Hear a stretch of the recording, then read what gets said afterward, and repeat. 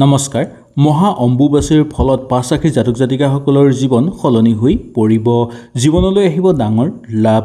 কৰ্মক্ষেত্ৰত ঐশ্বৰ্য বৃদ্ধি পাবলৈ ধৰিব আৰু ঘৰ পৰিয়ালত সুখ শান্তি আৰু সমৃদ্ধি বৃদ্ধি পাবলৈ ধৰা দেখিবলৈ পোৱা যাব। আহক তেনেহ'লে এই পাঁচআখীৰ বিষয়ে সুন্দৰভাৱে জানি লওঁ। যদি আপোনালোকৰ ৰাশিটো এই ভিডিঅ'টোত আছে নিশ্চয় মোক তলত কমেণ্ট কৰি জনাব। ১ নম্বৰটো হ'ল মেঘ ৰাশি। মেঘ ৰাশি জাতক জাতিকাসকলৰ এই অম্বুবাচীৰ ফলত ঘৰত সুখ সমৃদ্ধি বৃদ্ধি পাবলৈ ধৰা দেখিবলৈ পোৱা যাব। পুৰণি বিনিয়োগৰ পৰা আপোনালোকৰ প্ৰচুৰভাৱে লাভৱান হ'ব পাৰিব। আৰ্থিক অৱস্থা আপোনালোকৰ শক্তিশালী হৈ পৰিব। চাকৰিয়ালসকলৰ পদোন্নতি হ'ব বা মন পচন্দৰ ঠাইলৈ বদলি হোৱাৰ লাভ দেখিবলৈ পোৱা যাব। পৈতৃক সম্পত্তিৰ সম্ভাৱনা দেখিবলৈ পোৱা যাব পাৰে। ব্যৱসায়িক বাণিজ্যৰ লগত জড়িত লোকসকলৰ কাৰণে ব্যৱসায়ত নতুনকৈ বিনিয়োগ কৰিবলৈ যদি ইচ্ছা কৰিছে ভাল যুগ নামি আহিছে বুলি ক'ব পৰা যায়। কৰ্মক্ষেত্ৰত চলি থকা সমস্যাবোৰো কিছু পৰিমাণে খাম কাটিবলৈ ধৰিব। সন্তানক লৈ আনন্দিত অনুভৱ কৰিব। ধৰ্মীয় কৰ্মত আনন্দ হ'ব আৰু লগতে ভ্ৰমণৰ ক্ষেত্ৰত উৎসাহ বৃদ্ধি পাবলৈ ধৰা দেখিবলৈ পোৱা যাব। নতুনকৈ কাম বিচাৰি থকা বা নিবনুৱাসকলৰ কাৰণে কৰ্মপ্ৰাপ্তিৰ যুগ নামি আহিছে।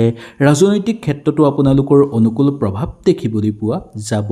ৰৈ থকা কাম সুচাৰুভাৱে হৈ পৰিব আৰু মা কামাখ্যাৰ পৰম আশীৰ্বাদৰ ফলত হঠাৎ ঘৰলৈ অৰ্থৰ আগমন দেখিবলৈ পোৱা যাব। চাকৰিয়ালসকলৰ কাৰণে পদোন্নতিৰ যুগ দেখিবলৈ পোৱা যাব। ঘৰত মূল্যৱান সম্পদৰ আগমন হ'ব।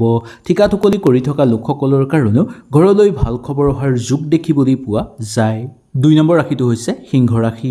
সিংহ ৰাশি জাতক জাতিকাসকলৰ কাৰণে এই অম্বুবাচীৰ ফলত আপোনালোকৰ যথেষ্ট শুভ প্ৰভাৱ পৰিবলৈ গৈ আছে।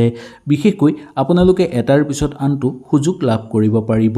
যিসকল লোক মিডিয়া মাৰ্কেটিং শিক্ষা আৰু আইনৰ সৈতে জড়িত তেওঁলোকে বেছিকৈ লাভৱান হ'ব পাৰিব। আবদ্ধ হৈ থকা ধন আপোনালোকে ঘূৰাই পাবলৈ সক্ষম হ'ব।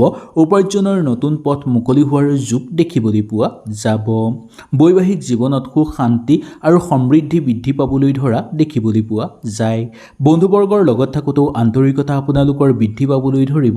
বন্ধুৰ পৰা পূৰ্ণভাৱে সহায় সহযোগিতা আৰু সমৰ্থন লাভ কৰিব পৰাৰ যুগ দেখিবলৈ পোৱা যাব।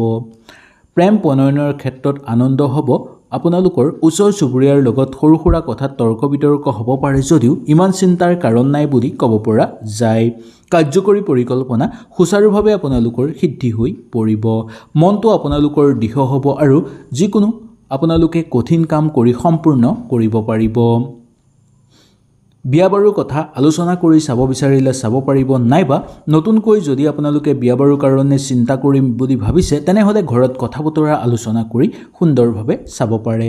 পিতৃ মাতৃ স্বাস্থ্য আগতকৈ উন্নত হৈ পৰিব, যাৰ ফলত আপোনালোকৰ উৎসাহ আৰু অনুকূল প্ৰভাৱ দেখিবলৈ পোৱা যাব। পঢ়া শুনাৰ ক্ষেত্ৰত অগ্ৰগতি লাভ হ'ব। শিক্ষাগুৰুসকলৰ স্বাস্থ্যও আগতকৈ উন্নত হৈ পৰা দেখিবলৈ পোৱা যাব। বিশেষকৈ এই মাহটো আপোনালোকৰ মিডিয়া মাৰ্কেটিং শিক্ষা আৰু আইনৰ সৈতে জড়িত লোকসকলে বেছিকৈ লাভৱান হোৱাৰ যুগ দেখিবলৈ পোৱা যাব। হঠাৎ আহিব আপোনালোকৰ ঘৰলৈ অৰ্থৰ জোৱাৰ। ৩ নম্বৰটো কন্যা ৰাশি। কন্যা ৰাশি জাতক জাতিকাসকলৰ এই অম্বুবাচীৰ সময়ত বিশেষ যুগ নামি আহিছে। কেৰিয়াৰৰ ক্ষেত্ৰত আপোনালোকৰ উন্নতি হ'ব আৰু কৰ্মক্ষেত্ৰত প্ৰশংসা লাভ কৰিব পাৰিব। আৰ্থিক অৱস্থা আপোনালোকৰ অধিক শক্তিশালী হৈ পৰিব। ৰৈ থকা কাম সম্পূৰ্ণ হৈ পৰিব। ব্যৱসায় কৰি থকা লোকসকলৰ কাৰণে ব্যৱসায়ত আৰু অধিক উন্নত যুগ দেখিবলৈ পোৱা যায়। যিসকল লোকে ব্যৱসায়ত বিনিয়োগ কৰিম বুলি ভাবি আছে তেওঁলোকে নিঃসন্দেহে বিনিয়োগ কৰিব পাৰিব। তেওঁলোকৰ নিশ্চয় ভাল হ'ব। কিন্তু লেনদেনৰ ক্ষেত্ৰত অকণমান সাৱধানতা আপোনালোকে অৱলম্বন কৰি চলিব লাগিব। শত্ৰুৰ পৰাক্ৰম হ্ৰাস পাবলৈ ধৰিব। কৰ্মক্ষেত্ৰত আপোনালোকৰ উৎসাহ আৰু আনন্দ বৃদ্ধি পাবলৈ ধৰাও দেখিবলৈ পোৱা যাব। দাম্পত্যৰ ক্ষেত্ৰত সংগীৰ সৈতে ক'ৰবালৈ ফুৰিবলৈ যোৱাৰ যুগ নামি আহিব। সন্তানক লৈ আনন্দিত অনুভৱ কৰিব পাৰিব যদিও সন্তানৰ কাৰণে কেতিয়াবা অবান্তিক খৰচৰ মাত্ৰা বৃদ্ধি পাব পাৰে। নতুনকৈ কাম বিচাৰি থকা বা নিবনুৱাসকলৰ কাৰণে কৰ্মপ্ৰাপ্তিৰ যুগ দেখিবলৈ পোৱা যায়। মামলা মোকদ্দমাৰ লগত জড়িত লোকসকলৰ জয়ৰ সম্ভাৱনা আছে। কিন্তু এটা সাৱধানতাও আপোনালোকে অৱলম্বন কৰিব লাগিব যে নতুনকৈ আপোনালোকে কোনো তৰ্ক বিতৰ্ক বা মামলা মোকদ্দমাৰ মাজত নোসোমোৱাটোৱেই মংগলময়। পুৰণি বন্ধুবৰ্গৰ সাক্ষাৎ হ'ব পাৰে আপোনালোকৰ। সামাজিক ক্ষেত্ৰত খ্যাতি বৃদ্ধি পাবলৈ ধৰিব। ৰাজহুৱা কামৰ বাবে আহিব পাৰে আপোনালোকৰ ওপৰত নতুন দায়িত্ব। সেই দায়িত্ব লৈ আপোনালোকে নিশ্চয় আনন্দিত অনুভৱ কৰিব। অচিনাকি ব্যক্তিৰ পৰাও এই সময়খিনিত আপোনালোকৰ সহায় হোৱাৰ যোগ দেখিবলৈ পোৱা যায়। 4 নম্বৰটো হ'ল বৃশ্চিক ৰাশি। বৃশ্চিক ৰাশিৰ জাতক জাতিকাসকলৰ কাৰণে শিক্ষাৰ ক্ষেত্ৰত মান বৃদ্ধি পাবলৈ ধৰা দেখিবলৈ পাব। এই অম্বুবাচীৰ ফলত মা কামাখ্যাৰ পৰম আশীৰ্বাদৰ ফলত আপোনালোকৰ ভাগ্য বিশেষভাৱে সলনি হৈ পৰিব। কেৰিয়াৰৰ ক্ষেত্ৰত নতুন উন্নতি দেখিবলৈ পোৱা যাব। ঘৰ পৰিয়ালৰ ক্ষেত্ৰত সুখ শান্তি বৃদ্ধি পাবলৈ ধৰিব। সামাজিক ক্ষেত্ৰত খ্যাতি লাভ হ'বলৈ ধৰিব। ধৰ্মীয় অনুষ্ঠানত যোগদান কৰি আনন্দিত অনুভৱ কৰিব পাৰিব। ঘৰত যদি কোনো মাংগলিক অনুষ্ঠান অনুষ্ঠিত কৰিম বুলি ভাবিছে তেনেহ'লে এই অম্বুবাচীৰ পিছতেই আপোনালোকে অনুষ্ঠিত কৰিব পাৰিব। অম্বুবাচীৰ সময়ত কোনো ধৰ্মীয় অনুষ্ঠান অনুষ্ঠিত কৰা নহয়। এই অম্বুবাচীৰ শেষত আপোনালোকে নিশ্চয় সুন্দৰভাৱে পাৰিব। ৰাজনৈতিক ক্ষেত্ৰৰ লগত জড়িত লোকসকলৰ কাৰণে নতুন সম্পদ লাভৰ যোগ দেখিবলৈ পোৱা যাব পাৰে। কৰণীয় কাম সুচাৰুভাৱে কৰিব পাৰিব, কিন্তু খোৱা লোৱাৰ ক্ষেত্ৰত অকণমান এই সময়ত আপোনালোকে সাৱধানতা অৱলম্বন কৰিব লাগিব, নহ'লে পেটৰ সমস্যাই বা পেটৰ অশান্তিয়ে দেখা দিব পাৰে। সেইকাৰণে বাহিৰত কমকৈ খোৱা বোৱা কৰিবলৈ চেষ্টা কৰিব। যিমান পাৰে নিৰামিষ আহাৰ বেছিকৈ খাবলৈ চেষ্টা কৰক। ভাগ্যৰ পোনপটীয়া সহায়ৰ ফলত আপোনালোকে কৰ্মক্ষেত্ৰত বহুদূৰ আগুৱাই যাব পাৰিব আৰু ঘৰলৈ প্ৰচুৰ পৰিমাণে অৰ্থৰ উপাৰ্জন কৰিব পাৰিব। নতুনকৈ উপাৰ্জনৰ বাট মুকলি হৈ পৰিব আপোনালোকৰ। ঘৰ পৰিয়ালৰ ক্ষেত্ৰত আপোনালোকৰ ইমান অসুবিধা দেখিবলৈ পোৱা নাযাব। কাৰ্যকৰী পৰিকল্পনা নিঃসন্দেহে সিদ্ধি হৈ পৰাৰ যোগো দেখিবলৈ পোৱা যাব। 5 নম্বৰটো মীন ৰাশি। মীন ৰাশি জাতক জাতিকাসকলৰ কাৰণে এই অম্বুবাচীৰ ফলত ভাগ্যপূৰ্ণ সহায় লাভ কৰিব পাৰিব আপোনালোকে। হঠাতেই ধন লাভ হ'ব আৰু সমাজত মান সন্মান বৃদ্ধি পাব।